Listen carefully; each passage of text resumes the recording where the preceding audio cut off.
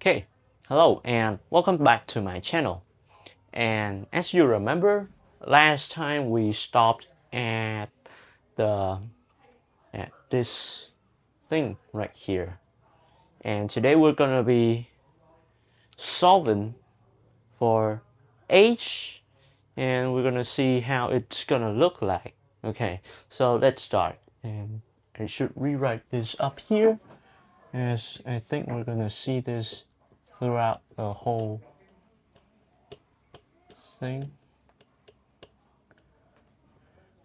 1 equals 0. There we go. And as I said, we're hoping for a polynomial.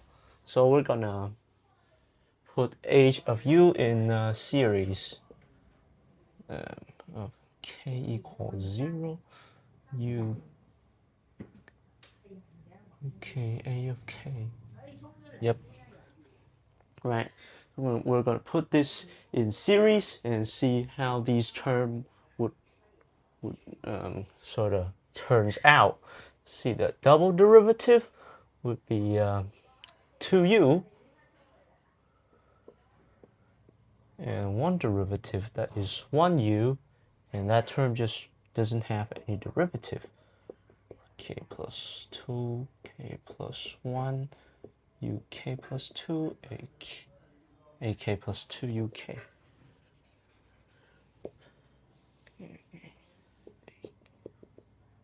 uk. That is our first thing. So you can kind of see the pattern that would be here. This has 1u, one derivative of u, but 1u out here, meaning the a doesn't have any plus. So with the 2u, that would be minus 2 ak uk. And our last part just doesn't have any u, meaning that it's just ak uk as usual.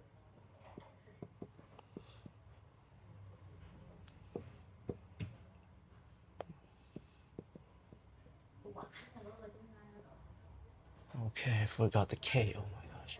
All right. So this, when you put that in series, these would be the term and what they would contribute to our final solution. So from here you get that sum infinity, you write these back in, and you can see there is a common factor, that is u of k. We're gonna sub that out and write all these. So okay,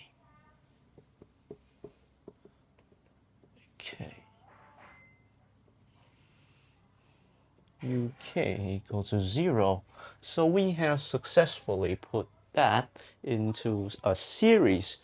Now we're gonna rewrite this and isolate the a term in one side and anything else on the other side. And when you do that, what you would get is 2k plus 1 minus epsilon over k plus 2k plus 1. If I remember correctly, yes, I did. For any k that is an integer, so k equals 0, 1, 2, 3, on and on. Right. With this, you will have, well, two things. You split it into odd and even. So when you have your a1, you can consequently find the even solutions. So with a 0 known, you can find a 2, a 4, and so on. And with a 1, you can find consequently a 3, a 5, and so on. And these are both solution for our function h of u. So when you write them in a series, it would be something so like even and odd h of u a0 plus a2 u squared plus a4u to the fourth, a1u, a3u cubed, a5u, oh, what is that? To the fifth power, and so on. Okay, I should have put that as well. Okay, so you have that and this thing right here called the recursion relation. And this is basically what would force your thing to truncate, meaning that this guy would have to equal to 0. And in here, if this doesn't truncate, meaning that it doesn't go to 0, when you take k, when you take k to go to infinity, and you try to get the even one, which is e to the u squared, what you get back for h of u is e, what you would get if it doesn't truncate. So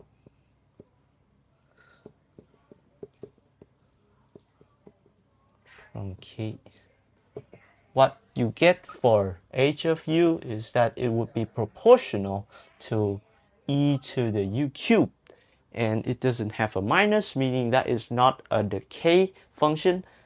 This would diverge, and when that diverge, your psi would also diverge, since this is present in your psi, and the minus term is not strong enough to get rid of that. So if you want a more detailed proof, if it doesn't truncate, then that would diverges. I would love to make another video on that. So let me know in the comments, alright? Okay, so we get that this guy have to truncate, meaning there exists a k where this thing up here would equal to 0. So this would have to truncate, meaning that there exists a k where 2k plus 1 minus e equals 0. And with that, you can get the energy from this, I believe. Yes, you can. You definitely can. With this, you're gonna get your energy. That is, okay, somewhere to write that, as it is pretty important. Your energy eigenvalue would be plus 1/2, meaning that your ground state is not gonna be in the x-axis if your if your potential is like this, your ground state would be somewhere here instead of here, as the ground state when n is equal to 0, it would be h bar omega over 2. So it would be somewhere there instead of at the turning point for the parabola. Right, so from that, with all this that we got, we're gonna jump back to this thing right here, and we're gonna rewrite it.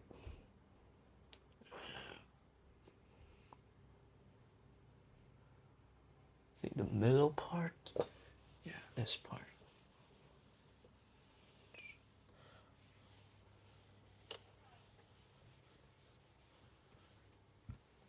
Okay, we're gonna go back to this is star.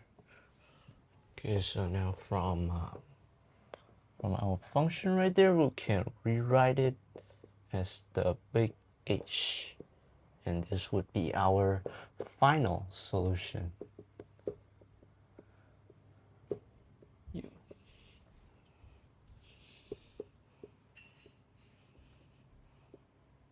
U equals 0, and when you rewrite it like this, your Hn of u is called the harmonic polynomial, and the harmonic polynomial would